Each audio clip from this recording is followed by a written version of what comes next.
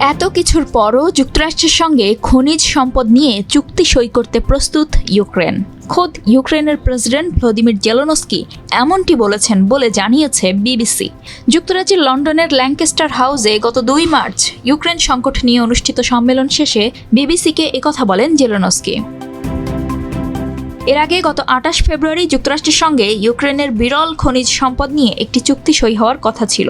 সেই মোতাবেক ওয়াশিংটনে যান জেলেনস্কি। হোয়াইট হাউসের ওভাল অফিসে যুক্তরাষ্ট্রের প্রেসিডেন্ট ডোনাল্ড ট্রাম্পের সঙ্গে বৈঠকে বসেন তিনি। ওই বৈঠকে ট্রাম্প জেলেনস্কির নজিরবিহীন বাকবিতণ্ডা হয়।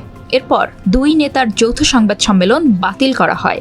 উত্তেজনা এমন পর্যায়ে পৌঁছায় যে হোয়াইট হাউস ছাড়তে বলা হয় জেলেনস্কিকে। সেখান থেকে লন্ডন সম্মেলনে যোগ দিতে যুক্তরাজ্যে পৌঁছান জেলেনস্কি। লন্ডনে জেলেনস্কির কাছে চুক্তিটির ভবিষ্যৎ নিয়ে জানতে চাওয়া হলে তিনি বলেন, খনিজ চুক্তিটি 2 দেশের মন্ত্রীদের সইয়ের জন্য প্রস্তুত রয়েছে।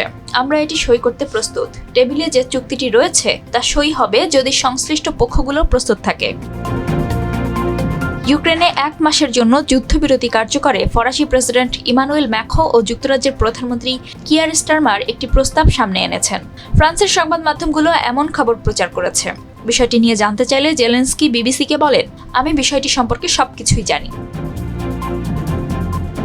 সদ্য শেষ হওয়া লন্ডন সম্মেলন নিয়ে টেলিগ্রামে জেলেনস্কি লিখেছেন, এখানে আমরা ইউক্রেন, আমাদের জনগণ, সেনাবাহিনী ও বেসামরিক নাগরিক এবং আমাদের স্বাধীনতার প্রতি দৃঢ় সমর্থন অনুভব করেছি। প্রকৃত শান্তি ও নিশ্চিত নিরাপত্তার স্বার্থে যুক্তরাষ্ট্রের সঙ্গে সহযোগিতার শক্ত ভিত্তি গড়ার জন্য আমরা ইউরোপের দেশগুলোর সঙ্গে মিলে একযোগে কাজ করছি।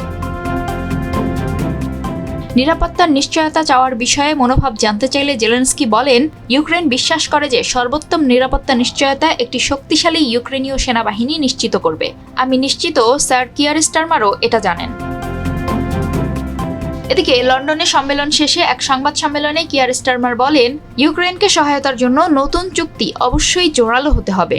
সব দেশকে নিজেদের সর্বোচ্চ সক্ষমতা অনুযায়ী ভূমিকা রাখতে হবে, তাদের দায়িত্ব নিতে হবে এবং নিজেদের দায়িত্ব বাড়াতে হবে।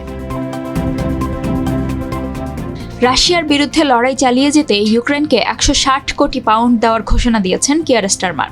যুক্তরাজ্যের দেওয়া এই অর্থ খরচ করে ইউক্রেনের জন্য 5000-এর বেশি ক্ষেপণাস্ত্র কেনা হবে।